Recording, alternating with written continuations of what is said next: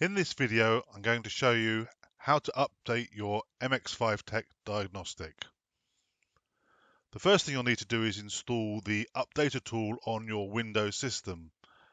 So you'll need to navigate to the mx5tech.co.uk website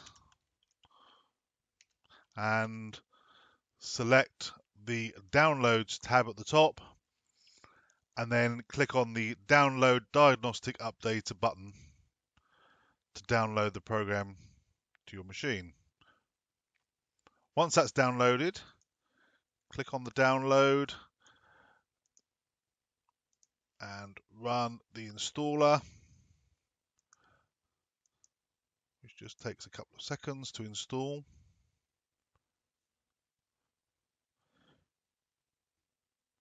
The installer will also install the drivers that you need to allow your diagnostic to connect to your Windows machine via USB.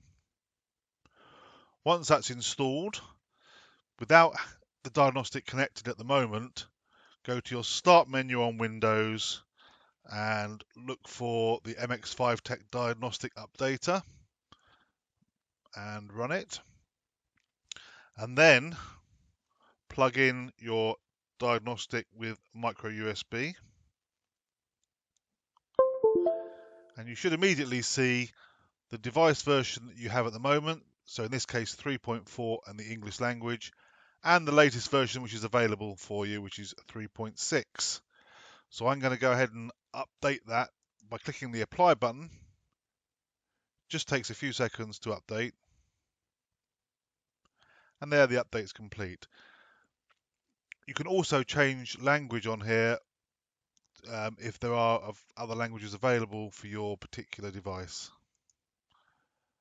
Once you've done the update, click Exit and disconnect your device from the USB.